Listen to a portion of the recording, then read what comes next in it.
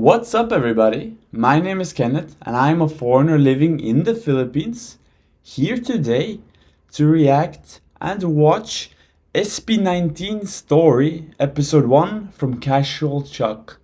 This was recommended to me by Chula de la Cruz. So thank you very much for recommending this to me. I know you guys love Casual Chuck's videos, so I think this will be a good one. He makes really high quality videos. And this is a big series, I think 8 or 9 parts, on the story of SB19, which I know nothing about.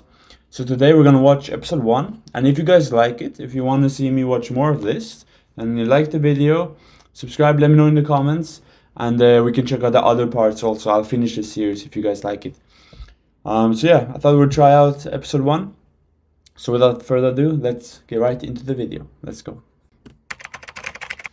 When you hear the words pop music and the best boy band, who comes to mind?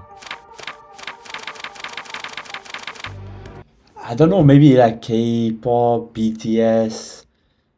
That's like, I don't listen to this type of music. But when I think of like boy bands and stuff like that, pop music, that's what comes to mind for me. Maybe because I don't listen to it, so I only know what's super mainstream. So yeah, let's see. Let's learn about SB19. I did hear some of their songs, and you know, it sounds pretty professional and good. So, What if I told you that the most overlooked boy group in our generation might be these guys? really,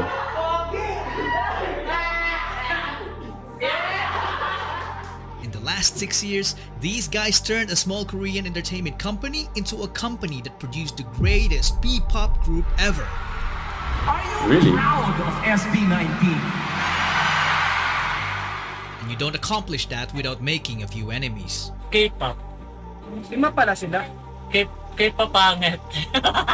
Some of them coming from unexpected places. Pinoy ba daw? Parang may ginaya rin eh. But behind the group are 5 driven men who were about to transform what was once a laughingstock genre in music into the fastest growing genre of the world. Ever Really? since we had this goal, and not just for us, but for the entire industry. Feeling ko hindi pa natin nakukuha yung recognition na dapat para sa atin. Between disbanding before they even debuted, All hope is lost parang nung time na yun. becoming industry outcasts and getting bashed by their own countrymen, Sana magkaroon tayo ng grupo na hindi naman mga kataasan ng tangos ng ilong. Para talagang original. the rise of SB19 so literally everyone was against him, it seems, and no one had anything nice to say. Is what it looks like to me watching this. may not be the greatest Filipino success story ever, Maganda kasi yung revenge kasi talaga yung success na ipapakita mo sa mga hindi naniniwala. Tama yan. but it certainly is the most inspiring one.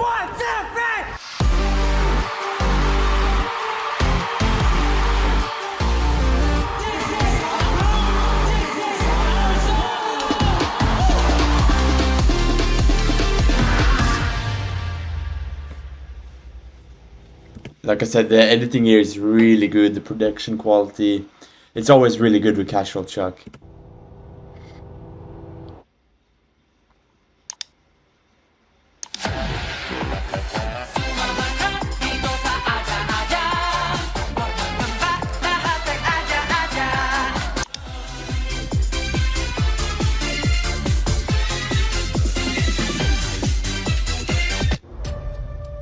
This is called Triple, a group of talented performers and comedians from Korea you've probably never heard of. Yeah, I've never heard of this. They were formed back in 1994 when the word K-pop hasn't even been invented. In 2002, one of the members made the biggest mistake of his life, which will change the entire course of P-pop history.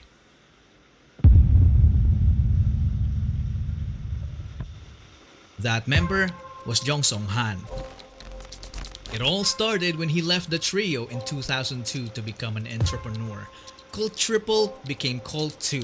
Most of their fans thought that Songhan's decision was a huge mistake because the remaining members started racking up different awards in the entertainment industry.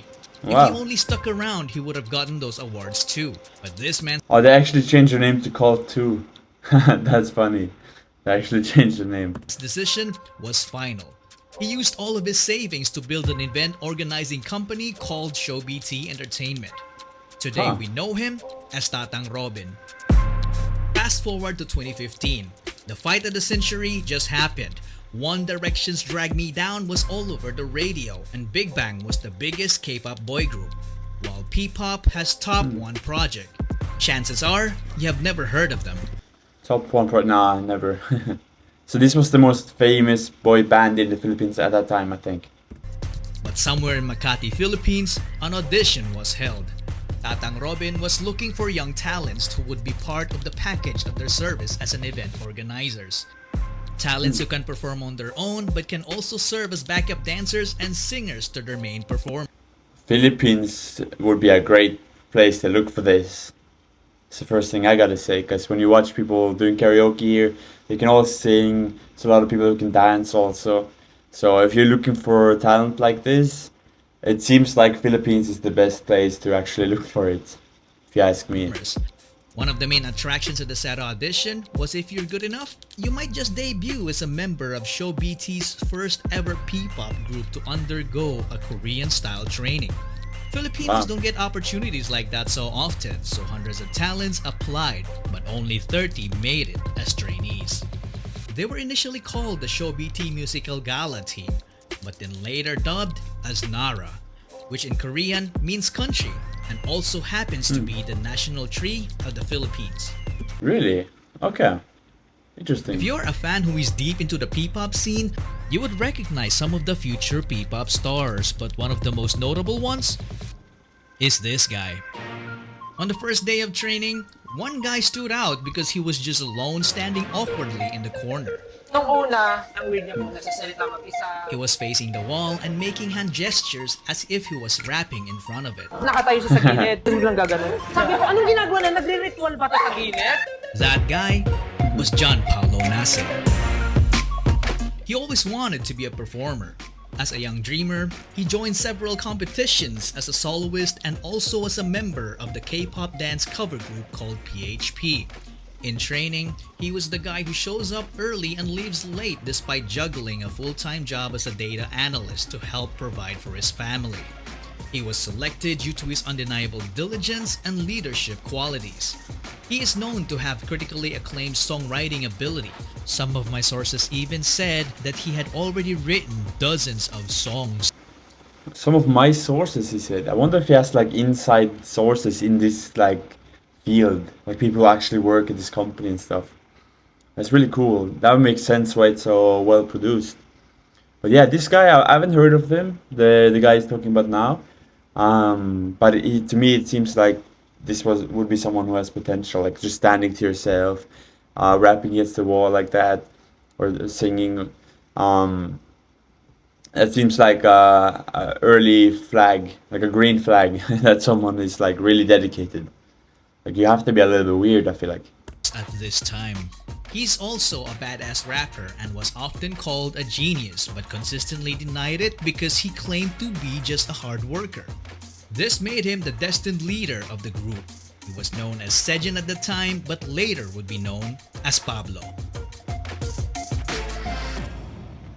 30 trainees are a lot of trainees. It would take a very observant person with an eye for talent to notice Pablo in that corner. So who was that observant person with an eye for talent? Well, he was also a trainee. Stelvester Ahero. He was only a kid when he started competing as a performer. It's so well made, this documentary. It's like super entertaining. As a dancer, he racked up win after win on a national level with his school crew and became their official choreographer, teaching crewmates 2 to 3 years older than him. He later joined a dance crew called Seon and went on to win international titles. Stel obviously worked so hard. Amidst his studies and competitions, he also worked part-time as a McDonald's service crew and teaching dance to kids with special needs. That's a lot of work. School, music, McDonald's, dance teacher. How do you do all that in 24 hours? That is very impressive. Wow. Point that he worked too hard that he wound up in the hospital. Really? His poor health caused him to lose his earnings and nearly his life. Fortunately, he was able to recover. This made him the obvious choice to become the choreographer of the group. But little did they know that dancing wasn't his only talent. As a kid, he joined the school choir to become the only male soprano and only improved as he gotten older. He easily became Wow. the main heavenly voice of the group because his vocals were just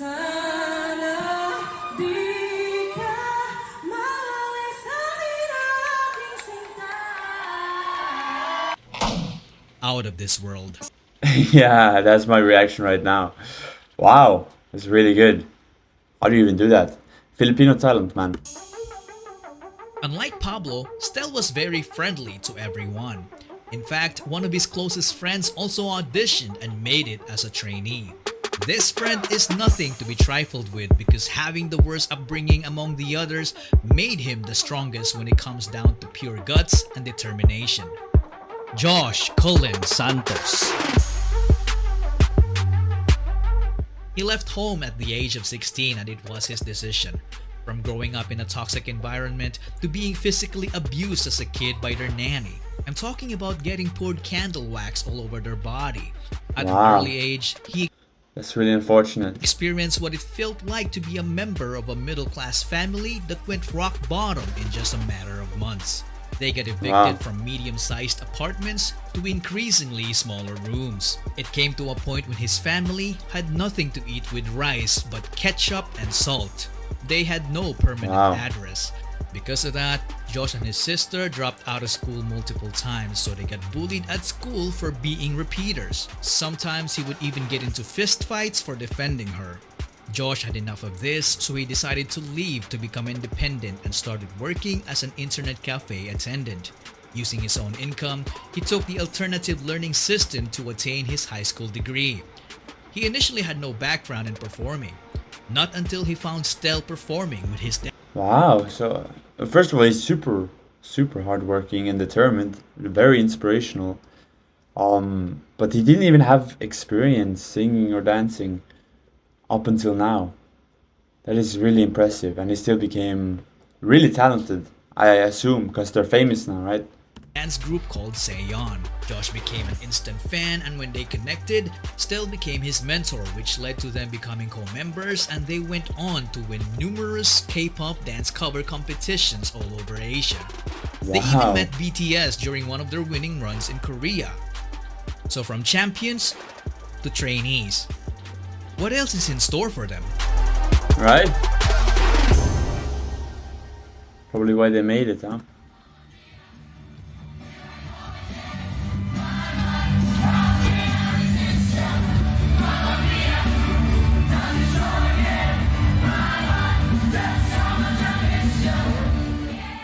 From then on, their lives became all about performing in small events and training.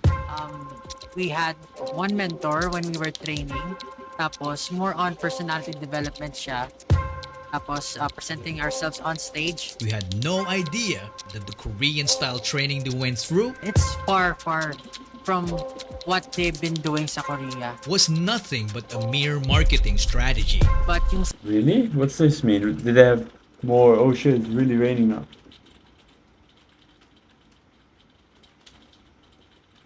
It's really raining now. Sorry guys. If you hear that, apologize. But what's that mean? They had more strict training then than Koreans did? Or what? Just like- skill-wise, parang ganun. We were left on our own.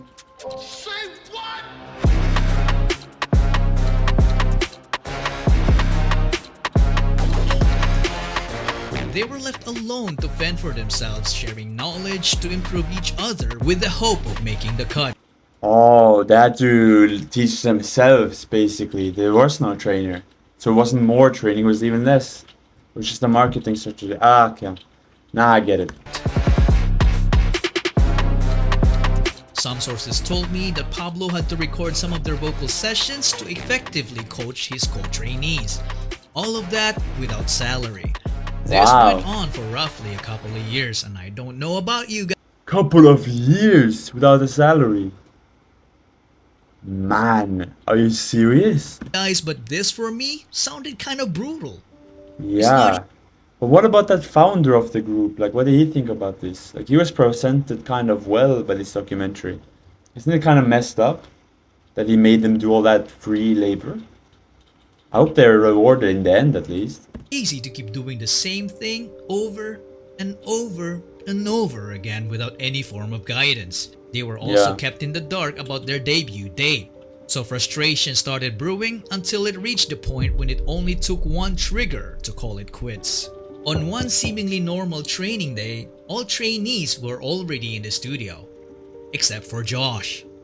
On the same morning, the train broke down. Nasira MRT during that time. Nasira MRT. Really? Sinuspindi ang operasyon ng MRT dahil sa power outage. It wasn't really an accident, but this would still worry anyone, especially the trainees, because it's highly unusual for Josh to miss training. They all think he's starting to skip now because he doesn't believe in it anymore, and then they lose faith. Shit, that's not good. Later that morning, Josh arrived. His co-trainees felt relieved because Josh turned out to be safe. You would think that their company would react the same way, right? Wrong. They decided to terminate his training. Late ako, tas tinanggal ako. What? Because he has the best excuse in the world to be late. The MRT, it was a citywide breakdown of the MRT. Still they fire him, as if that's his fault. Incredible. Wow. I don't like this company. All that work with no pay and then they fire you like this. I don't like this company. That was the trigger. Noong tinanggal po ako, nag-quit din yung mga grupo ko. Nag-quit din sila kasi parang naging trigger na point na kung tatanggalin mo si Josh. Umalis kami sa grupo. Ganun mo lang kadali itapon yung lahat ng efforts and passion tsaka dreams namin. Show BT had two choices. To keep all trainees or to keep no trainees. I wonder what they chose. The company chose the latter. Everyone left except for Stel. Parang si Stel lang yung naiwan po nun talaga sa ano. Why didn't Stel leave? That's kind of weird. How stubborn are you? You're the only guy training there now? Sa training room. Tapos talagang down na down lahat. Si Stel natira kasi doon during that time. Stel set aside all his frustration and remained focused on his goal, while Pablo was devastated. All hope is lost parang noong time na yun. In Josh. Wow. I wonder what Stel hoped to get out of that. It's kind of like treacherous, if you ask me though. Like, why would you stay after they did that to one of your co-workers, one of your group members? Very unfair treatment. So I think it was the right decision to leave. In this case, we can only imagine the pain he must have felt to have been booted out of his dreams. Days passed, everyone still feeling down about that incident. Then Pablo's phone receives a message. Brother, walik ka na, brother. It was Josh. Out of all the trainees, the guy that got sent packing was the same guy who actively convinced everyone to continue chasing their dreams. Perhaps this was the sheer guts and determination from his life experiences in full display. Pablo hurried back to the studio to find Stel alone. But not for long. Josh came back next and took the initiative to convince the company to have them back. Pumunta lang po ako doon at syempre kung kailangan na makiusap. So back to training, they went. Wait, he actually managed to get the company to say, okay, fine, you can come back? Why would they change their mind like that? Seems like they were very consistent. You miss for whatever reason, and you're fired. And then they all left. How did he convince that? I want to know what he told them.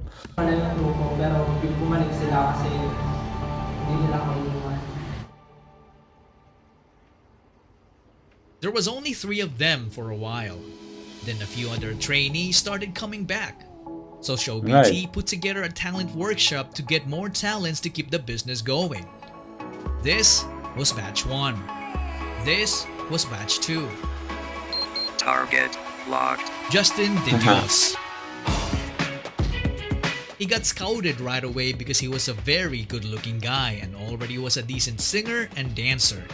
When he joined, he immediately saw a familiar face in Josh. You look familiar. As do you.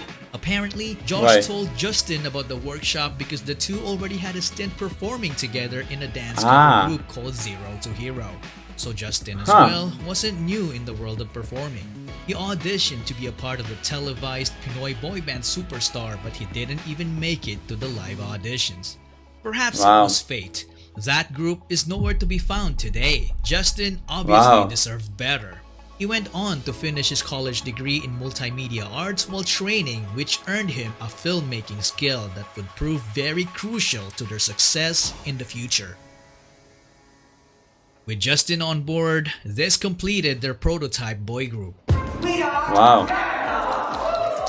Paradox, I guess that was their first name in 2017. This is not that long ago, I just realized. This is very recent.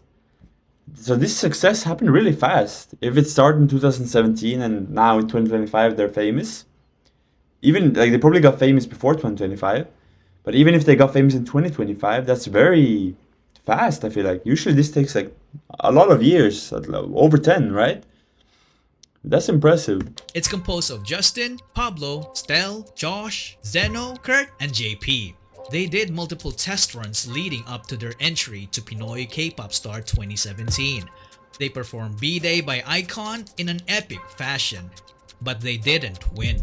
At this point, Show BT seemed to have hit a roadblock. The group felt like something was missing. I don't exactly know what happened to Zeno, Kurt, and JP. They either quit or Show BT felt the need to let go of them and get. Wow, so we don't even know what happened to these guys. They might have been fired and we have no idea. Maybe they felt like they weren't good enough. So those three people aren't in SB19 today, I think? Someone who could take this already great group of guys and push them to achieve the next level. The extraordinary level. This years in the making project of Show BT needed to reach its peak. So they started the online auditions. When Josh heard about it, he was like, I know a guy. He knows everyone, this Josh guy. I feel like he has this friend he can refer to, and this friend, and this friend, and this friend. And they're all super talented. You should just ask Josh about anything. Let him do all the hiring.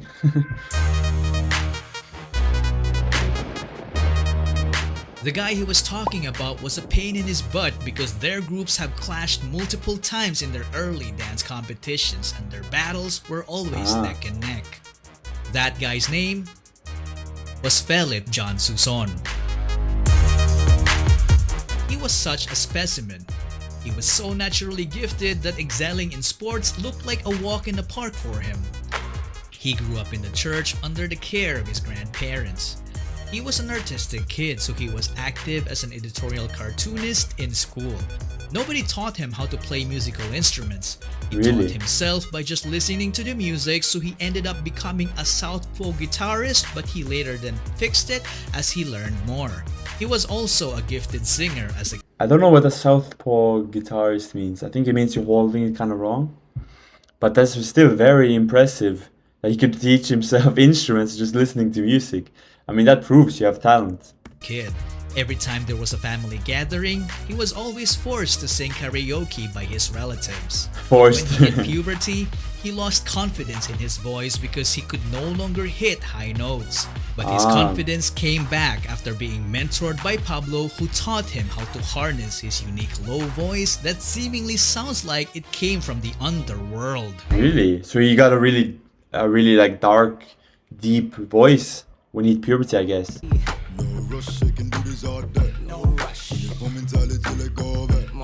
When it comes to dance, wow. Yeah, that's really unique voice. he didn't know he could do it until he was forced to in order to get good grades during their school intramurals. After discovering dance, he transformed from a guy who didn't know it to someone who can fly. Because of his raw talent, he ended up teaching dance to the entire school and continued on to join the dance group called Amigo 7, a would-be rival of Josh and Stel's crew, Seyon. It quickly became a reverse if you can't beat them, then join them kind of deal. So Josh recruited Ken. But there was a problem. He was hundreds of islands away and didn't have the money. What did Josh do? He shelled out for his plane ticket. With nothing else to lose, Philip Wow, that's crazy belief in this person and in the group. spending your own money to get this guy out there just because you think it'll make your group better. Very inspiring. Left his previous life in the countryside. He then trained with the boys and officially debuted with them as Ken, the main dancer, the bass vocalist, and the lead rapper of the group. One thing to note is that they were an unlikely bunch because they wouldn't have met each other if Tatang Robin stayed with his already successful group in Korea. True. Justin didn't make it in his first audition, so he almost didn't try again until Josh told him to do so. And Ken wouldn't even have the opportunity to join if the Show BT trainees didn't come back after that quitting incident. True. And that, ladies and gentlemen, is the butterfly effect. When a small and seemingly insignificant occurrence has a rippling effect through time, leading to a consequential event sometime long after the initial event. Or as Google would put it, the phenomenon whereby a minute localized change in a complex system can have large effects elsewhere. Tatang Robin's so-called mistake back in Very impressive and interesting how just one decision that was, called a mistake could lead to this massive boy band group being formed. It's very interesting how the universe works. 2002 led to forming the future Ppop Kings. In 2018, SB19 was formed. The name of the group was carefully picked. Yeah, I wonder what the name is. 2019, so it was that's why it's 19. So they started the group in 2019, very recently, man. The number 19 is the sum of Korea and the Philippines country code digits, 82. Oh, wait, that's really cool. Huh. 63. So 8 plus 2 plus 6 plus 3 is 19. If you subtract both numbers, you also get the same result. SB doesn't only mean Show BT. It is also about their ultimate goal for Pinoy sound. It means not only, but part of it is Show BT, so they still have that in their name. Very interesting. I feel like they should, I don't know, it's their name obviously, but that business treated them very poorly. So having them in the name, like, it's not because of Show BT that they made it, I don't think.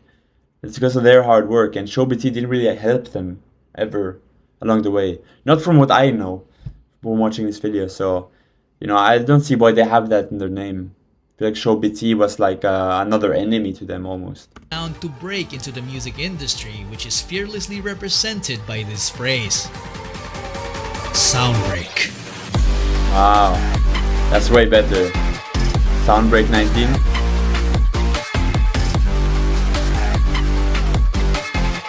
Alright, so this is why the first video here in this series is called the Ultimate Soundbreak. Wow, really good video, guys. Thank you for suggesting this video once again. If you guys like this video, then I'll continue watching this series. It's very interesting to me. I'd love to continue watching it. The next one is called The Zone. Interesting. I'm gonna give this video a like. It's by Casual Chuck. Please check out his channel if you haven't already. It's a great channel. And yeah, guys, if you have any other videos you want me to react to, then let me know in the comments, and I'll check it out. And if I end up reacting to it, then I'll give you credit, of course. And so yeah, guys, I upload daily videos once every day, reacting to Philippines culture, history, anything, you name it. So if you like that type of content, then please subscribe for more, and I'll see you in my next video tomorrow. Alright guys, thank you for watching. Bye bye.